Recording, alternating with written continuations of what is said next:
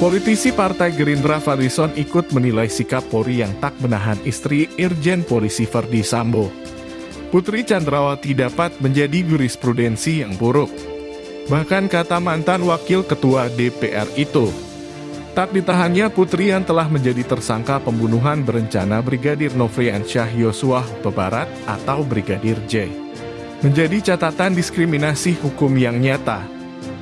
Sebelumnya, pengamat kepolisian dari Institute for Security and Strategic Studies Bambang Rukminto mempertanyakan sikap Polri yang tidak menahan istri Verdi Sambo, Putri Chandrawati.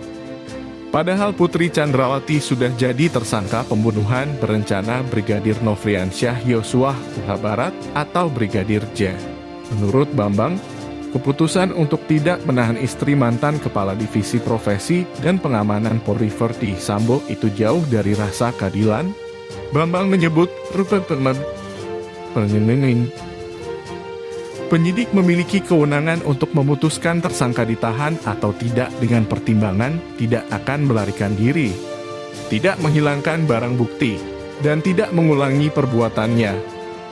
Namun demikian, hal ini dirasa tidak memenuhi rasa keadilan publik telah terpenuhi dengan tidak ditahannya Putri Chandrawati.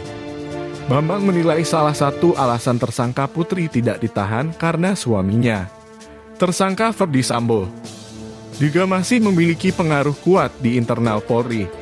Namun Inspektur Pengawasan Umum Polri sekaligus Ketua Tim Khusus Polri, Komjen Pol Agung Budi Marioto mengatakan ada permintaan dari kuasa hukum Putri Chandrawati agar tersangka pembunuhan Brigadir Yosua itu tidak ditahan.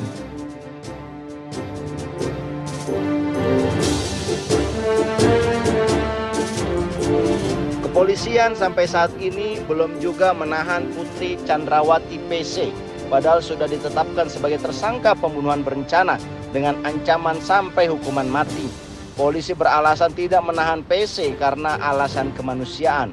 Pernyataan kepolisian ini tentu saja disesalkan banyak pihak. Fadlizon menyatakan bahwa apa yang dilakukan kepolisian terhadap PC ini adalah suatu diskriminasi hukum yang nyata yang dapat merusak tatanan hukum. Keputusan tidak menahan PC tersebut sangat menyakiti keluarga korban dan seluruh rakyat Indonesia yang menginginkan ditegakkannya keadilan. Dalam negara hukum, semua orang sama kedudukannya di mata hukum.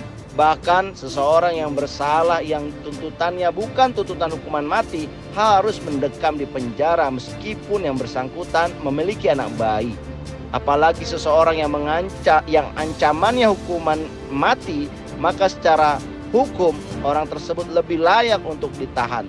Tetapi yang terjadi dengan PC ini sebaliknya, sehingga tidak salah jika publik menilai perlakuan polisi terhadap PC ini tebang pilih dan pilih kasih. Polisi harus bersikap adil dalam menangani kasus ini. Kasus ini telah mengungkapkan bagaimana institusi ini telah merekayasa sedemikian rupa kejadian pembunuhan yang korbannya adalah anggota polisi sendiri, di mana 98 polisi diduga ikut terlibat merekayasa kasus ini. Kasus ini juga mendapatkan atensi Presiden, bahkan telah dibentuk tim khusus oleh Kapolri. Rakyat berharap polisi dapat bertindak secara adil menangani kasus ini. Tetapi jika PC masih bebas berkeliaran dan tidak ditahan, maka semakin sulit rasanya rakyat bisa percaya polisi bersikap serius menangani kasus ini.